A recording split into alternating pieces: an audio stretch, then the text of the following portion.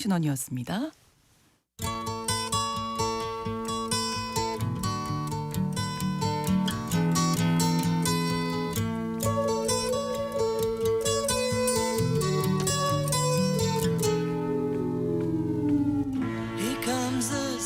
도널드 트럼프 미국 대통령이 이란 내 핵시설 3곳에 대한 폭격을 강행하면서 국제사회에 큰 충격을 줬습니다.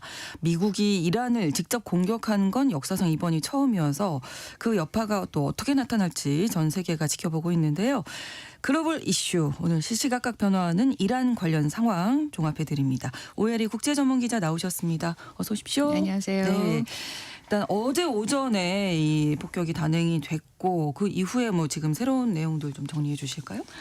좀 타임라인을 한번 정리해 보면은요. 네. 미국은 이란 시간으로 22일 오전, 미국 시각으로는 21일 오후에 이란 핵시설 3곳을 타격했습니다. 프로도, 나탄즈, 이스파한에 있는 핵시설을 타격했는데 네. 미국 언론들 보도에 따르면은 프로도 경우에 이제 벙커버스터 폭탄 12발이 투하가 됐고 나탄즈에도 벙커버스터 폭탄 2발이 투하가 됐습니다. 네. 그리고 이스파한 핵시설에는 토마호크 미사일 30발이 발사된 것으로 알려졌습니다. 네. 다만 이제 3군데 모두 뭐 외부로 방사성 물질이 유출되거나 어떤 방사성 그 수치가 증가하지는 않은 것으로 지금 확인이 됐죠. 네. 또 이에 대해서 이제 미국의 공격을 받은 이후에 이란은 이스라엘을 미사일 발사로 대응에 나섰고 네. 또 이스라엘도 이란에 추가 공격을 했습니다.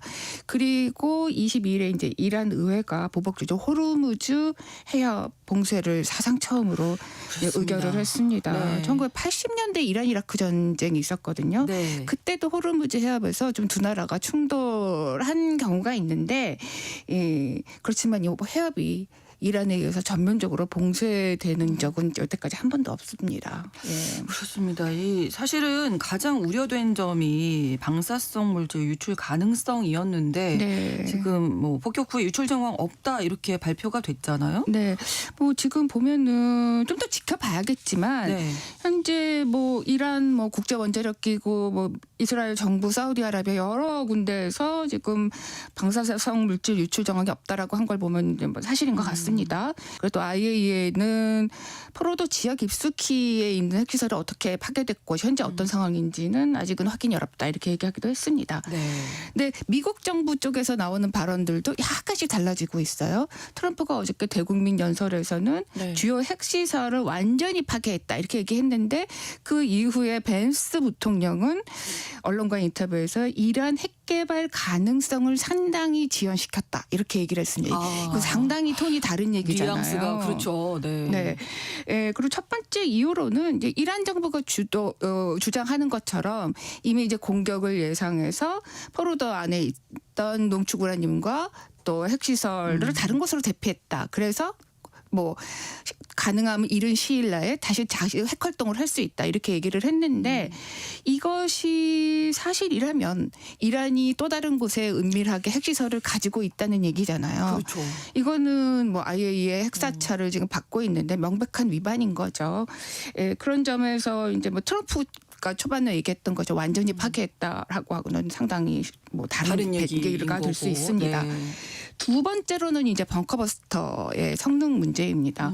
벙커버스터가 개발된 지는 꽤 오래됐어요. 네. 그런데 워낙 큰고 지금 지하 깊숙이 있는 무겁고, 시설만 그렇죠. 타격하게 되어 네, 있기 네. 때문에 한 번도 사용한 적이 없습니다. 이번이 처음입니다. 처음이군요. 그런데 이론적으로는 지표만 이제 60m까지 들어갈 수 있고 그다음에 콘크리트 시설 같은 게 16m 정도를 들어갈 수 있다고 합니다. 근데 지금 포로도 핵시설은 산악지대 밑에 안반 밑에 60m 이하 네. 지점에 네, 있다고 네. 하잖아요. 근데 오늘 아침 우리 시간에 공개된 위성 사진을 보니까 그 포로도와 나탄즈 핵시설이 있는 지점에 이제 벙커버스터 폭탄이 관통한 듯한 그 사진이 공개가 됐습니다. 네. 사진을 보니까 정말 주변에 피해 없이 깔끔하게 구멍이 나 있더라고요. 그렇군요. 그러니까는 지하를 관통한 거는 맞는 것 같아요. 네네. 근데 이 지점이 미국이 생각하는 정확한 지점이냐라고 하는 건 좀 더 확인이 필요한 것 같고 네. 또 60m를 밑에를 타격했다 하면은 어느 정도의 피해가 있는지가 확인되기에는 조금 시간이 걸리는 것 같아요. 예, 지켜봐야 되겠네요. 자, 가장 궁금한 점. 이제 지난주에 저희도 여러 차례 이제 보도를 해드렸습니다만은 2주 안에 뭐 결정하겠다 이런 얘기했는데 바로 이틀 뒤에 지금 공격을 했단 말이죠. 맞습니다. 왜 갑작스럽게 이렇게 마음 트럼프 바꾼 대통령이 건가? 지난 며칠 동안 발언한 걸 보면 진짜 오락가락한 네. 발언을 했습니다. 이스라엘이 이란에 선제 공격한 게 10일이었잖아요. 네. 그 이후에 뭐 외교적으로 풀겠다 이렇게 얘기했다가 또 뭐 미국이 이란에 대해서 전례 없는 힘과 완력을 뭐 보여줄 수 있다 이렇게 또 얘기했다가 네. 또 핵시설을 직접 타격할 수도 있고 안 할 수도 있고 뭐 이런 식으로 얘기를 했고 예. 이제 19일에는 2주의 시간을 주겠다라는 식으로 이제 발언을 해서 외교적 협상에 무게를 두는 것이 아니냐 이런 전망이 많았는데 결국 이틀 만에 직접 네. 공격에 나섰죠. 근데 그 배경을 보면은 일단은 그 전에 20일에 스위스 제네바에서 이란과 독일, 프랑스, 영국, 유럽 국가들이 이제 핵 협상을 했잖아요. 네. 이게 아무 성과 없이 끝났습니다. 이란이 기존 입장에서 조금 더 물러서지 않았기 때문에 이제 뭐 성과가 없이 끝났는데 이런 것들을 또 영향을 미쳤을 가능성이 있고요. 네. 또 그리고 미국 언론 보도를 보니까 그 트럼프 대통령이 에르도안 튀르키예 대통령을 통해서 네. 그 이란의 최고위급과 직접 뭐 대화를 할 수도 있다라는 메시지를 보냈고 추진을 실제로 했는데 네.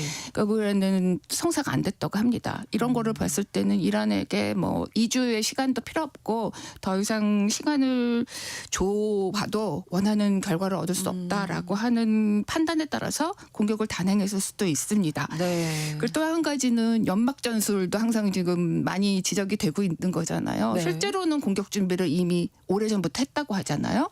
근데 공격을 내부적으로는 결정을 해놓고 이란에게 어떤 그런 좀 시간을 시간을 주는 주는 듯하다가 듯한 이런 거를 여지를 줘서 기습 공격을 했었을 가능성도 있다라고 합니다. 또 물론 이스라엘이 최후에 아주 강력하게 이 요청을 한 것을 받아들였을 가능성도 있고요. 네. 국제사회의 반응, 특히 뭐 이란이나 이스라엘 주변국들이 어떤 입장일지 궁금합니다. 뭐 중동 주변 국가들은 뭐 오래전부터 이란하고 사이가 좋지 않습니다. 그렇죠. 그리고 네. 특히 핵 개발을 한다는 것에 대해서 굉장히 우려를 해왔던 게 사실입니다. 네. 그래서 이스라엘과 미국이 이란을 공격한 데에 대해서 비난을 하긴 해도 자국에 끌려 들어가는 거는 어떻게든 막으려고 하는 지금 태도를 취하고 있죠. 네. 다만 비교적 강한 목소리를 내고 있는 게 튀르키예인데요. 지난 20일에 튀르키예 이스탄불에서 이슬람 협력기구 외무장관 회의가 있었습니다. 그때 에르도안 대통령하고 하칸 피단 튀르키예 외무장관이 이스라엘이 이란을 공격해서 지역을 완전히 재앙 속으로 몰아넣고 있다. 또 이스라엘 저항하는 이란을 위해서 이슬람 국가들이 연대해야 된다. 이렇게 얘기를 하긴 했습니다. 네. 뭐 그렇다고 해서 튀르키예는 미국과 관계가 좋잖아요. 그래서 그렇죠. 그렇게 가져가려고 얘기하고 있고 뭐 노력하고 있고 또 실제로 미군 기지도 자기네 국가 안에 두고 있습니다. 그래서 뭐 직접 이란에 지원에 나서기는 어렵고 현실적이지도 않죠. 그래서 이제 마크 협상 중재에 이전보다도 더 적극적으로 나설 가능성은 좀 있어 보입니다. 네. 자, 일단 이란의 반응이 궁금했는데 이제 오늘 아침에 네. 호르무즈 봉쇄를 의결을 했고 이제 최종 결정이 남은 상황이잖아요. 네. 이란에게 또 어떤 선택지가 있을지. 호르무즈 해협 얘기를 먼저 말씀드리면은 지금 최고 안보 회의에서 결정을 하도록 되어 있잖아요. 그렇죠. 근데 최고 안보 회의는 12명으로 구성되어 있어요. 대통령. 주재는 대통령이 합니다. 그러니까 폐지시켜야 한 대통령이 주재를 하고 있고 네. 그다음에 뭐 산부를 대표하는 대표자들하고 또 최고 지도자를 네. 대리하는 2명이 또 있고 또 군 최고 위급들과 이렇게 해서 12명으로 구성이 돼서 이제 결정을 하게 되는데 문제는 그중 6명이 최고 지도자가 직접 임명하는 사람입니다. 네. 그러니까 결국에는 최고 지도자 하메네이의 이 의사가 가장 중요하다. 하메네이가 지금 오늘 조금 전에도 뭐 대국민 메시지 같은 걸 냈는데 이스라엘은 비난하면서 미국은 언급하지 않았더라고요. 그것이 미국에게 어떤 메시지를 주는 것인지는 좀 봐야 되겠지만 어쨌든 하메네이가 호르무즈 해협에 대해서 어떻게 봉쇄에 관련돼서 어떤 뜻을 가지고 있느냐가 지금 가장 중요한 변수로 보여집니다. 네. 그리고 또 이스라엘을 이란이 계속 공격하는 동시에 또 중동 지역에 있는 미군 기지를 타격할 수도 있죠. 네. 미국은 중동 지역에다 7개 정도의 기지를 두고 있고 약 4만 명을 주둔시키고 있습니다. 네. 예, 그래서 이걸 타격하게 될 때는 정말 본격적인 확전으로 간다고 봐야겠죠. 그렇죠.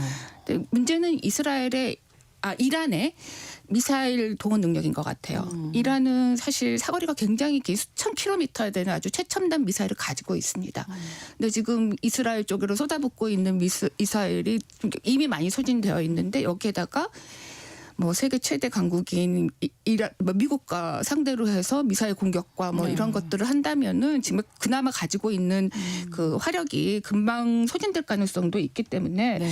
좀 쉽지는 않겠다라는 전망을 해볼 수가 있을 것 같습니다. 네. 결국에는 뭐 호르무즈 해협 봉쇄도 쉽지 않은 문제이고 그럼 주변국들하고 다 지금 싸우자는 얘기가 네. 되기 때문에 쉽지 않은 얘기입니다. 그 호르무즈 해협과 페르시아만의 8개 국가들이 지금 접해 있거든요. 네. 그러면은 이제 결국에는 다 그 나라하고도 진짜 적으로 돌리는 결과가 되기 때문에 쉽지 않아서 부담이네요. 예, 이란은 사실 손에 쥔 카드가 그리 많지 않습니다. 결국 초반에는 저항하고 계속 하겠지만 네.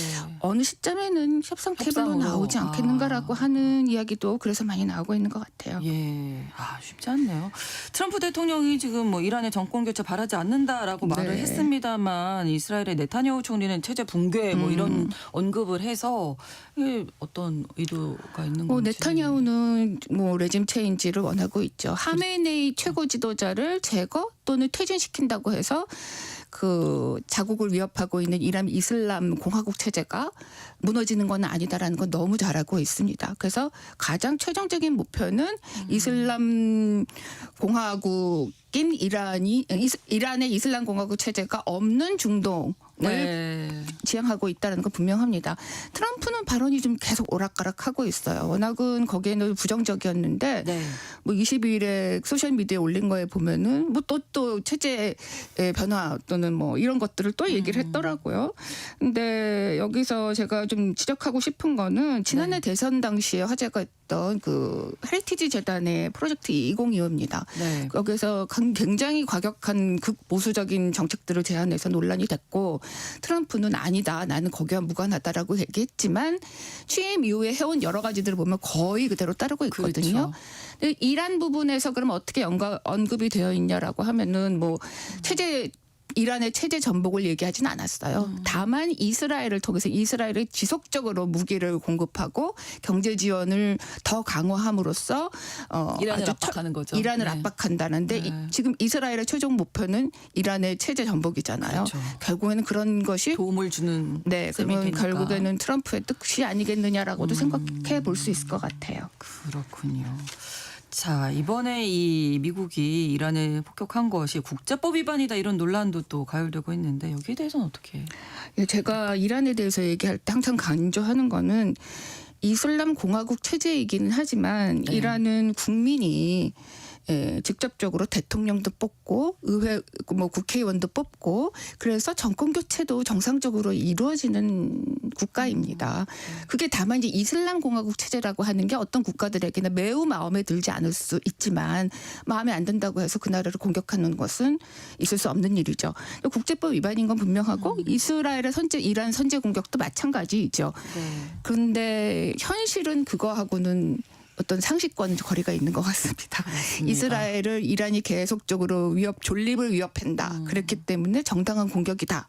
정당한 대응이다라고 하는 얘기가 그래서 나오고 있는 거고 네. 또 트럼프 대통령의 대국민 연설에서 이란이 그동안 뭐 최근에 있었던 일도 아닌데 이란이 꾸준히 미국 국민들을 한 1,000명 이상 네. 목숨을 앗아갔다 이렇게 얘기를 하면서 얘기를 언급한 것도 어떤 정당한 행위다라고 하는 거를 나타내기 위해서인 것 같아요. 그렇죠.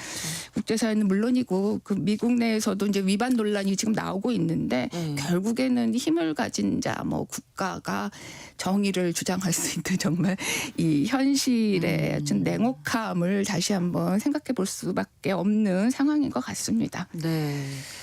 또 뭐 문제가 의회가 미승인했다 이런 얘기도 나오고. 네, 그 미국 언론들을 거죠? 보면은 트럼프 네. 대통령이 공격을 단행하기 전에 네. 공화당의 최고위급 몇몇 인사들을 불러서 우리가 이렇게 한다라는 거를 미리 알렸다고 하는데 그래요? 이게 의회에 공식적으로 알린 거는 아니죠. 그렇죠. 예, 미국의 헌법에 따르면은 뭐 의회가 전쟁 선포 권한을 갖고 있다라고 명시되어 있습니다. 네. 물론 그렇기는 하지만 뭐 최고사령관인 대통령이 의회 승인 없이도 군사적 행동을 또 작전을 벌인 적은 예전에도 있었는데 이번이 그런 케이스가 되지 않았을까라고 생각이 듭니다. 네. 근데 상원 민주당뿐만 아니라 공화당의 일부 인사들도 많이 비판의 목소리를 높이고 있고 이런 일이 반복되지 않도록 결의안도 지금 추진하고 있다고 합니다. 네. 그래서 앞으로 이 문제를 둘러싼 논란도 미국에서 좀 더 가열될 것으로 보이고 또 그에 따라서 미국 사회 또는 미국 정계의 분열이 더 심화될 것으로 지금 예상을 해볼 수 있습니다. 네, 상황이 정말 시시각각 변화하고 있기 때문에요. 저희가 또 이 소식들 업데이트 되는 대로 잘 알려드리도록 하겠습니다. 오늘 글로벌 이슈 오혜리 국제전문기자와 함께했습니다. 고맙습니다. 네, 감사합니다. 포트레이트의 How Deep Is Your Love 전해드리면서 KBS 일라디오 신성원의 오늘 세계는 마치겠습니다. 내일 오전 11시 5분에 다시 뵙겠습니다. 고맙습니다.